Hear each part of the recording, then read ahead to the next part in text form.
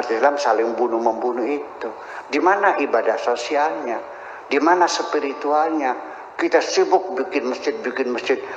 Ya, semakin rajin berjamaah, semakin rajin bertengkarnya. Saya tidak merendahkan sholat, ya tidak.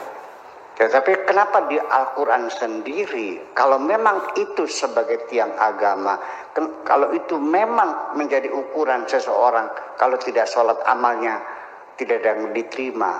Kenapa dalam Al-Quran ibadah sholat hanya sekali-kali disebutkan dan tidak berulang-ulang? Itu pun secara global saja, aqimus sholah. Berapa kali sehari tidak disebutkan. Rakaatnya tidak disebutkan. Apa yang dibaca juga tidak disebutkan. Tidak ada dalam Al-Quran bagaimana protokol sholat itu dilakukan. Dan sampai sekarang sholat orang berbeda-beda. Ada yang takbirnya di atas kepala, ada yang di atas kuping, di bawah kuping, di atas pundak, ada yang digoyang-goyang, ada yang sedekap, ada yang tidak. Sampai baca Fatihahnya ada yang baca Fatihah, ada yang tidak. Yang baca Fatihah ada yang baca bahasa, ada yang tidak. Sampai menunjuk seperti syahadat saja, tasawuf saja, ada yang digoyang-goyang. Nah, saya jujur mau berkata, Nabi Muhammad sholatnya gimana? Saya mau niru sholatnya seperti Nabi Muhammad. Artinya dalam komunikasi sehari-hari, kalau saya memerintahkan kamu hanya sekali dua kali, tidak akan berbeda dengan ketika saya menyuruh kamu berkali-kali. Betul enggak? Yang berkali-kali itu infak, anfiqu wa mimma razaqnahum yunfiqum, infak. Kenapa dalam bab fikihnya kok enggak ada bab infak? Ini ada satu persoalan yang tersembunyi sesungguhnya. Ya, saya tidak menolak itu semuanya, cuma saya sedang berhipotesa kalau ya itu memang tiang agama, kalau itu memang landasan seseorang amalnya tidak diterima kalau tidak sholat, ya mungkinnya dikatakannya 1000 kali dalam Al-Quran ini. Itu yang jadi persoalan. Jadi sampai sekarang tidak ada yang tahu Nabi Muhammad itu sholatnya seperti apa. Saya ingin meniru seperti Nabi sholatnya. Ayo, sedekap nggak Nabi? Nabi tangannya digoyang-goyang nggak? Nggak tahu juga. Nabi baca Fatihah nggak? Baca basmalah nggak? Nggak tahu juga. Karena berbeda-beda, itu berarti kita sama tidak tahu. Jadi kalau Anda meyakini semacam itu, ya syukurlah. Supaya amal Anda diterima, ya yang rajin sholatnya. Gitu aja. Iya. Jadi artinya saya juga secara logika sederhana sering saya mengatakan untuk mengukur kebenaran seseorang zaman sekarang nggak usah di kepintaran ngajinya, nggak usah di wiridanya, nggak usah di puasanya, nggak usah lah, nggak usah di kedermawanannya, nggak usah. Anak muda zaman sekarang asal mau sholat 5 waktu saja sudah paling hebat sekarang. Salah nggak kan? Ya, jadi saya tidak menyalahkan itu, tetapi bahwa sholat menjadi panglima dalam beragama itu menyebabkan akhirnya kita terjebak dalam agama seremoni semacam itu.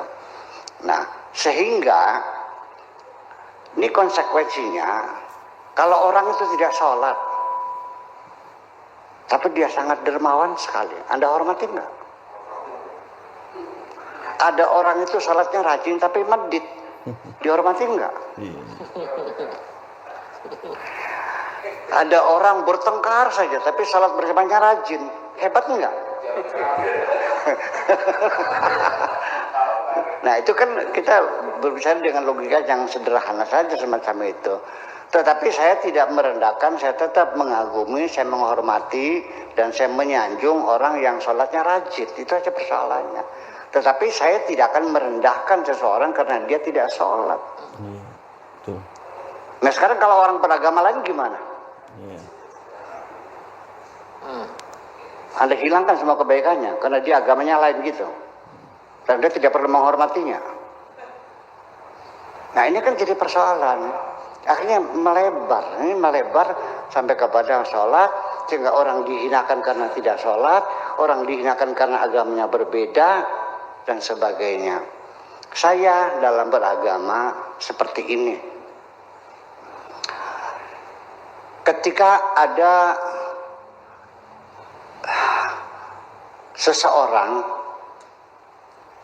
menjelek-jelekan agama saya, menghinakan Nabi Muhammad, mencaci maki Al-Quran, saya akan balik badan. Saya tinggalkan. Sampai kapan nanti? Sampai dia berbicara urusan yang lain. Wa idza ra'aita alladziina yakhuduna fi ayatina fa'arid anhum wa la taqud mahum hatta yakhudu fi haditsin ghairi. Ini Al-Qur'an. Bila engkau mendengar ada orang mencaci maki agama kamu dan sebagainya, balik badan saja. Jangan duduk bersama mereka sampai mereka berbicara yang lain. Saya tidak akan melaporkannya ke Baris Krim sebagai penistaan agama. Ini Al-Qur'annya begitu. Maunya gimana? Iya. Wa idza ra'aitumul ladzina fi yakhuduna fi ayatina yustaza'u bihi, ya, menghinakan ayat Tuhan.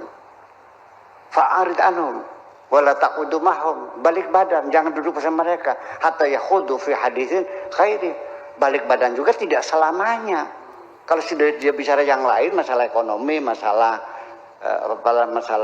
bisnis, ya mangga silakan itu masalahnya. Jadi artinya Tuhan sendiri juga tidak memberi petunjuk kita seperti itu untuk memukuli orang yang ini, tidak. Iya kan?